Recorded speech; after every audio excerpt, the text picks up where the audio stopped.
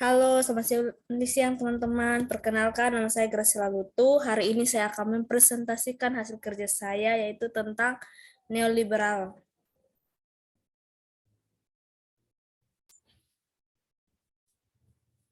Kita mau lihat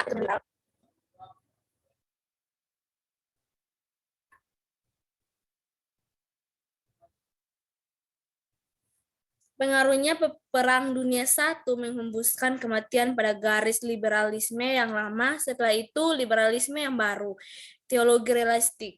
Kaum liberalisme memiliki pandangan lebih tinggi tentang Kristus lebih daripada kaum liberal dahulu. Nah, di sini neoliberal berbicara tentang keilahian Kristus meskipun mereka menolak pernyataan ortodoks tentang Allah yang penuh dan tidak bercacat. Neoliberalisme menetapkan lebih banyak kepercayaan dalam kematian Kristus. Di sini neoliberalisme tetap menegaskan bahwa melalui kematian di gereja akan dilahirkan dan individu-individu yang bergabung dengan kuasa Allah, berbeda dengan liberalisme yang lebih tua, pandangan yang rendah terhadap manusia, dan memiliki pandangan lebih tinggi terhadap alam. Akan tetapi mereka tidak kembali ke ortodoks, cukup adil untuk mengatakan bahwa neoliberalisme adalah pembentukan kembali liberalisme kuno. Pada intinya, neoliberalisme mempertahankan esensi liberalisme lama.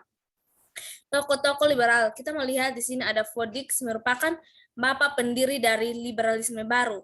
Ia mendapat pendidikan dari Unio Teologi Seminar yang liberal di New York City. Nah, di sini Fondix menjadi pengkhotbah yang sangat populer, bahkan ia juga menulis buku sebanyak 30 buku, dan setiap minggu dia mengisi acara di radio dan menjadi juru bicara neoliberalisme yang paling populer pada zamannya itu.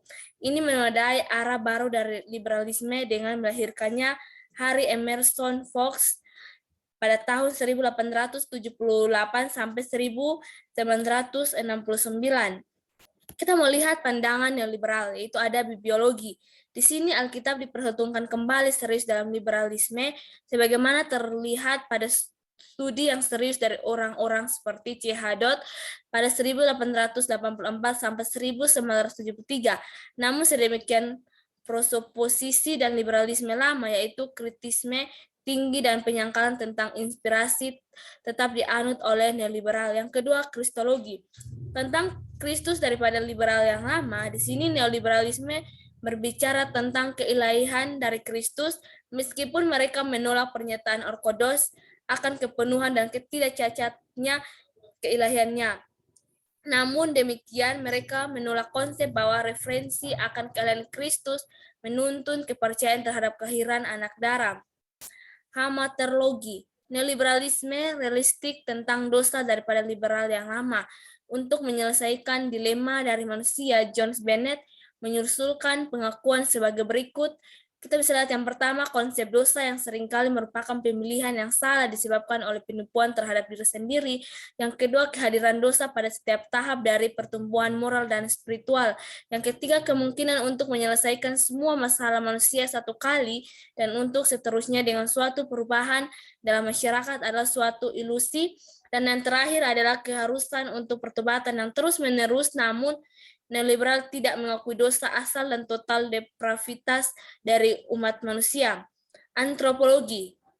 Di sini neoliberal tetap mempertahankan kepercayaan dasar dari liberal yang lama berkaitan dengan natur manusia.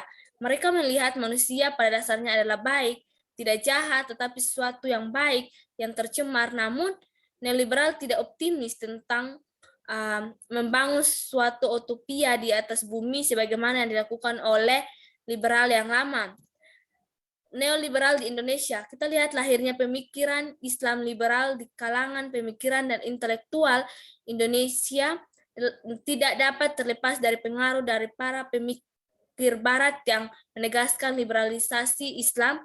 Gerakan liberalisasi pemikiran Islam yang di akhir-akhir ini semakin marak sebenarnya lebih terunsur pengaruhnya eksternal daripada perkembangan alami dari dalam tradisi pemikiran Islam. Pentingnya Islam liberal dalam bukunya kita bisa baca sendiri. Nah, ideologis dalam buku ini ia menjelaskan premis dan titik tolak perlunya pergerakan Islam liberal didukung dan disebarluaskan selain rasional yang merupakan tonggak utamanya, gerakan ternyata tidak lebih daripada alat untuk mencapai tujuan politik, yaitu menciptakan pemerintahan liberal. Konsep neoliberal, era kontemporer, eksploitasi dan hegemonik lunak oleh neoliberalisme mengalami ekspansi ke berbagai sektor kehidupan manusia yang tidak sebatas di wilayah ekonomi dan politik. Praktek hegemoni dan eksploitasi di atas memaksimalkan pendekatan komodifikasi terhadap berbagai unsur yang tercapai dalam intensionalitas masyarakat. Menurut Wingo, di antara komodifikasi tersebut menyangkut nilai-nilai sejarah sebagaimana tampak dari praktek politik kaum neoliberalisme di Amerika Serikat.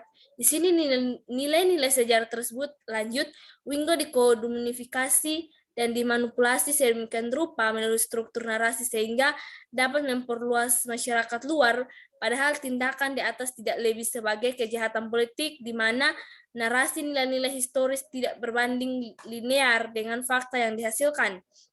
Indonesia masih memposisikan negara sebagai kekuatan dengan ragam kemungkinan hegemonik dan dominatif terhadap rakyat. Pergeseran ke arah dominasi dan hegemoni merupakan fenomena yang sengaja dikonstruksi oleh praktek neoliberalisme.